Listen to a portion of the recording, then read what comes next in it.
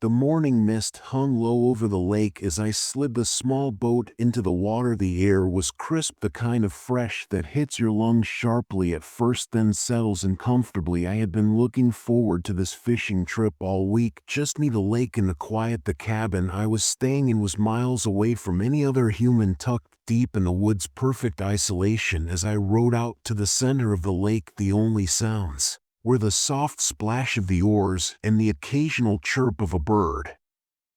Waking up, I had been to this lake once before years ago, but never alone. Today it was just me. I cast my line, letting the hook sink into the water, watching the small ripples spread out in every direction. For a while I just sat there soaking in the stillness. It was peaceful, almost too peaceful. Suddenly there was a tug on the line, strong, insistent. My heart raced, a little excitement bubbling up. I started to reel it in, expecting a decent-sized fish. But then something strange happened. The pull became stronger, much stronger than any fish I'd ever encountered. It yanked so hard that the rod bent nearly in half, and I had to stand up to steady myself. "What the hell?" I muttered under my breath, gripping the rod tightly. The thing on the other end of the line was pulling me, almost like it wanted to drag me into the water. I fought back, digging my feet into the bottom of the boat, but whatever it wasn't letting go for what felt like hours, but was probably just a few minutes. I struggled against it. My arms burned from the effort, and sweat started to drip down my face. Just when I thought I was making some progress, the boat lurched forward toward the middle of the lake. I lost my balance and nearly toppled overboard. Panic set in. This wasn't a fish, no way. I tried to loosen the reel, to let whatever was down there have the line, but it didn't matter. The force was relentless, dragging me deeper into the lake. Far from the shore, my heart pounded in my chest, and my breath came in quick, shallow bursts. I had no idea what was happening, but I knew I needed to cut the line fast. I reached for my knife, fumbling with it as the boat jerked forward again. My hand shook, and I dropped the knife onto the floor of the boat. I cursed under my breath, crouching down to grab it, but before I could, there was a sharp snap. The line broke, sending me sprawling backward. For a moment, everything was quiet again.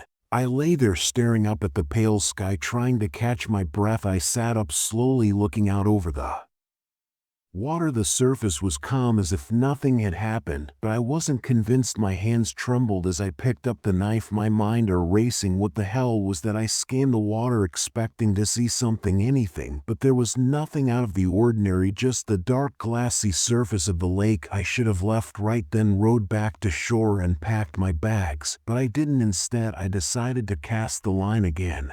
I had to know what was down there. Maybe it was curiosity, maybe it was stupidity, probably both. This time I was ready. I braced myself as I felt another tug, softer this time, but steady. My pulse quickened as I began reeling it in, inch by inch. Whatever it was coming up. I could feel it, heavier than before, resisting less, but still pulling against me. As the line got closer to the surface, I leaned over the edge of the boat, trying to catch a glimpse of it. The water was dark, almost black in the early morning light, and for a moment I thought I saw something, just a shadow, maybe a large fish, something ordinary. Then the surface broke. It wasn't a fish. A pale, lifeless hand breached the water, gripping my line, fingers stiff and cold. I froze, my mind unable to process what I was seeing. Slowly an arm followed, then a shoulder. A human form, waterlogged and bloated, started to rise out of the lake. Its face, swollen and pale, stared blankly ahead, eyes wide open, mouth slightly agape. I stumbled backward, nearly falling overboard again, my heart slamming against my ribs. The figure floated half submerged, its dead eyes fixed on me. I let go of the rod, but it didn't matter. The thing just hovered there, bobbing slightly with the movement of the water. For what felt like eternity, I stood there paralyzed, unable to move, unable to think. Then slowly the body began to sink again, slipping back beneath the surface. The pale hand, the last thing to disappear into the depths. I sat there in the boat, my breath coming in ragged gasps, my mind struggling to make sense of what had just happened. I wanted to leave to row back to shore and never look back, but my body wouldn't move. I just stared at the water, waiting, expecting it to come back up, but it didn't. After what felt like hours, I finally managed to start rowing. My hands shook the whole time, and every sound, every splash made my heart race. I didn't look back, didn't stop until I reached the shore. I packed up my gear as fast as I could and drove away, leaving the cabin and the lake far behind. I didn't tell anyone about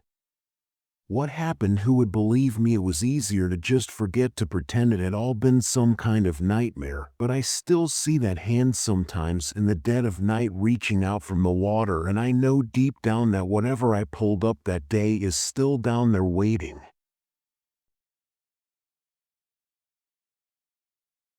I had always loved the peacefulness of fishing, the quiet lapping of water against the boat, the birds flying overhead, the scent of the lake in the early morning air. It was my escape. So when I took a solo trip to the old lake cabin, I expected nothing but a few days of calm and catching bass. The cabin sat on the edge of Lake Crescent, tucked away deep in the woods. The locals didn't come here much anymore, saying the lake had changed, something about the water feeling colder, darker, but I didn't believe in local myth. To me, it was just another quiet lake, the perfect spot to disconnect. That first day I settled and unpacked my gear and rowed out on my little aluminum boat. Just before sunset, the lake was eerily still, a mirror reflecting the darkening sky. As I cast my line, the only sound was the soft whir of the reel. I sat back, letting the calm wash over me. Minutes passed, then an hour, no bites. Not even a tug. The water below seemed deep. Then I remembered, almost as if it had a bottomless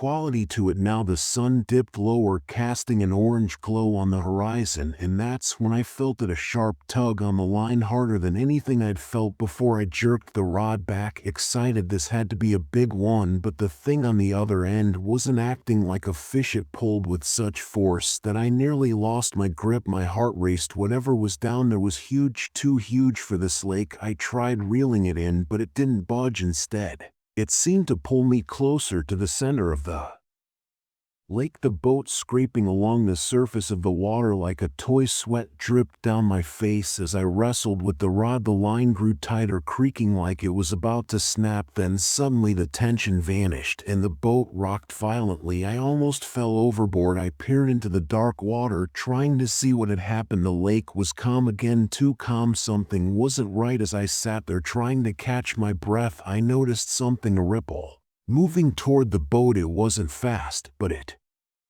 was steady, like something was swimming just below the surface. My heart pounded in my chest as I grabbed the oars and started rowing back toward the cabin. The ripple followed. At first I thought it might just be the wake from my boat, but it stayed too far behind, moving in a way that felt deliberate, like it was tracking me. I rowed harder, my muscles burning with each stroke. The ripple kept coming closer. Now I could see the water parting, something dark beneath it, something big. Panic set in. I wasn't going fast enough. I rowed with everything I had, the boat inching toward the shore, but the thing beneath the surface was faster. I could feel its presence now, a coldness that seemed to radiate from the water itself. I dared a glance back, and that's when I saw it, a shadow, massive and shapeless, gliding just below the surface. My mind raced. What the hell was that? It couldn't be a fish. It was too big, too unnatural. My thoughts were interrupted by a loud thud against the bottom of the boat. The entire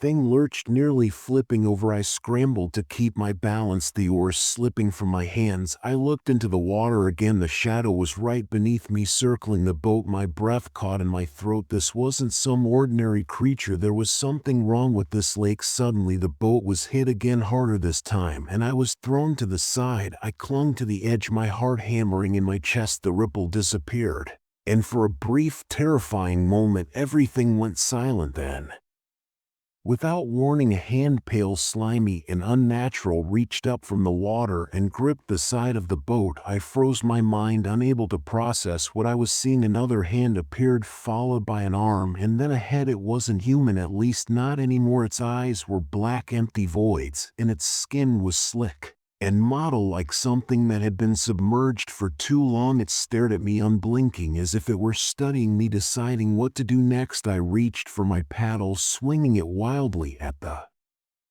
thing trying to knock it away, but it didn't flinch. It just kept staring, its grip tightening on the boat. I could hear the wood creaking under its hands. In a blind panic, I grabbed the knife from my tackle box and stabbed at the hand gripping the boat. The blade sunk into its flesh, but it didn't bleed. Instead, it let out a low guttural sound, something that made the hairs on the back of my neck stand up. It released the boat and slid back into the water, without a splash, disappearing into the depths as quickly as it had come. I sat there breathless, shaking, waiting for it to return, but the lake was still again, too still. I rowed back to shore as fast as I could, my eyes darting around waiting for the ripple to reappear, but nothing followed me this time. When I reached the dock, I jumped out of the boat, not even bothering to tie it up, and ran for the cabin. I slammed the door behind me, locking it tight. I didn't sleep that night. Every sound, every creak of the cabin sent my heart racing. I couldn't stop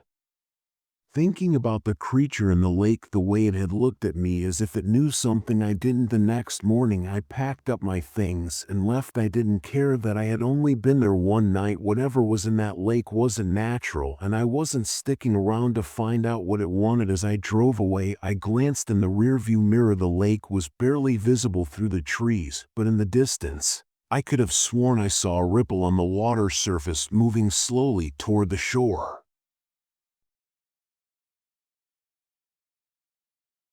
It was early morning when I set out to fish. The sky was still a murky gray, and the cold air clung to my skin, cutting through my jacket. The lake was a 2-hour drive from town, tucked deep into the woods and rarely visited by anyone, perfect for some peaceful, quiet fishing, or so I thought. The drive felt longer than usual. The old radio crackled in and out of static, so I shut it off and listened to the tires hum over the empty road. There was a strange calm to the morning. Not a single car passed by. No birds flew overhead. Not even the wind stirred the trees. I remember thinking how unusually still everything was, but I pushed the thought aside. When I reached the lake, it was exactly how I remembered it, serene and untouched. The mist floated lazily above the water, and the tall pines circled the lake like silent sentinels. I grabbed my gear and headed toward the old wooden dock that jutted out into the water. The boards creaked beneath my feet, but they had held steady for years, and I trusted them. I